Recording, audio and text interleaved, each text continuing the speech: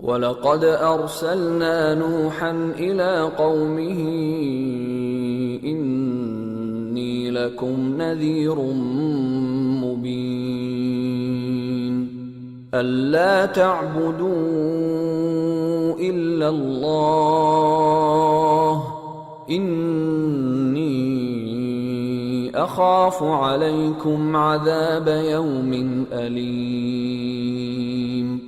फ़क़ाल अल-मलअ अल्लज़ीन कफ़रू मिन क़ौमिही मा नराक इल्ला बशरन मिस्लना वमा नराक इत्तबअक इल्ला अल्लज़ीन हुम अराज़िलुना बादियर रअय वमा नरा लकुम अलैना मिन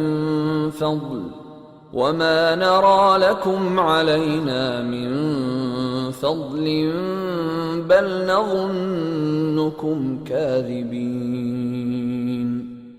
क़ाल या क़ौम अरअय्तुम इन कुन्तु अला बय्यिनतिन मिन रब्बी व आतानी रहमतन मिन इंदिही फ़उम्मियत अलैकुम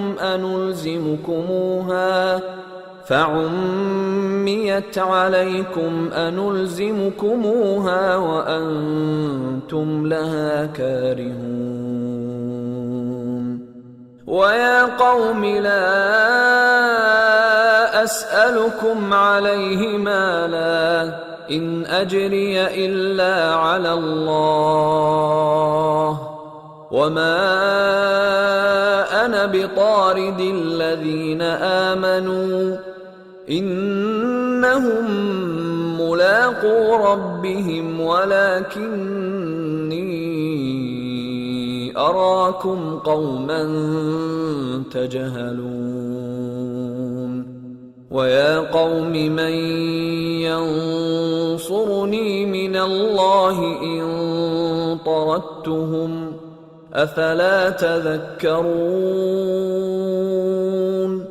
वला अक़ूलु लकुम इंदी ख़ज़ाइनुल्लाहि वला अअलमुल ग़ैब वला अक़ूलु इन्नी मलकुन वला अक़ूलु लिल्लज़ीना तज़दरी अअयुनुकुम लन युअतियहुमुल्लाहु खैरा अल्लाहु अअलमु बिमा फी अनफुसिहिम इन्नी इज़न लमिनज़्ज़ालिमीन।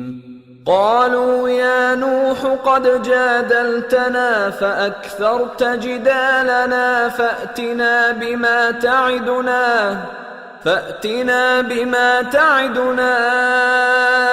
इन कुन्त मिनस्सादिक़ीन।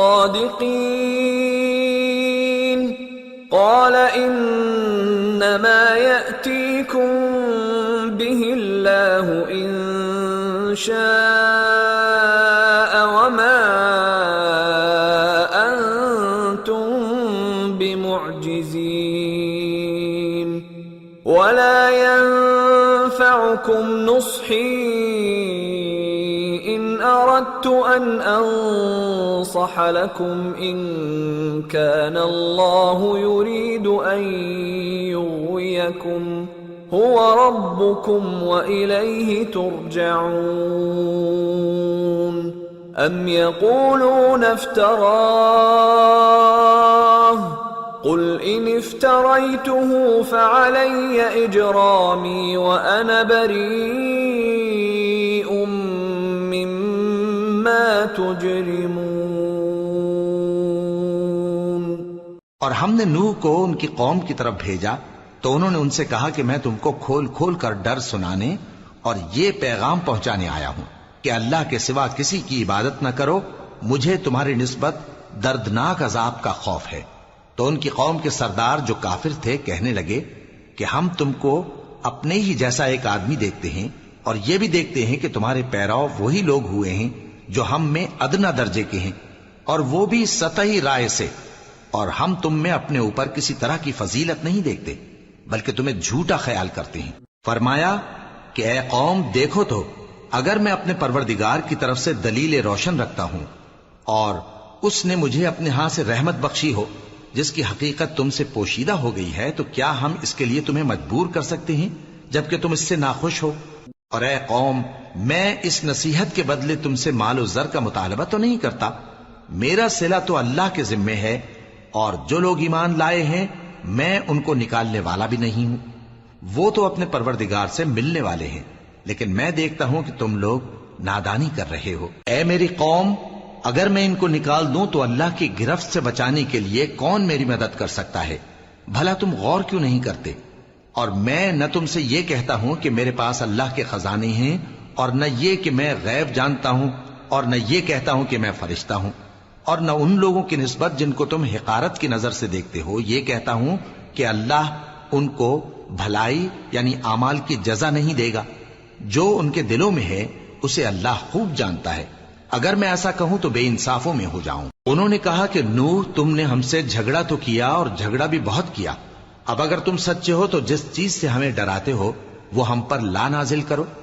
نوح نے کہا کہ اس عذاب کو تو اللہ ہی چاہے گا تو نازل کرے گا، اور تم اللہ کو کسی طرح ہرا نہیں سکتے۔ اور اگر میں یہ چاہوں کہ تمہاری خیر خواہی کروں اور اللہ یہ چاہے کہ تمہیں گمراہ رہنے دے تو میری خیر خواہی تم کو کچھ فائدہ نہیں دے سکتی۔ وہی تمہارا پروردگار ہے اور تمہیں اسی کی طرف لوٹ کر جانا ہے۔ کیا یہ لوگ کہتے ہیں کہ اس پیغمبر نے قرآن اپنے دل سے بنا لیا ہے؟ کہہ دو کہ اگر میں نے دل سے بنا لیا ہے تو میرے گناہ کا وبال مجھ پر، اور جو گناہ تم کرتے ہو اس سے میں بری الذمہ ہوں۔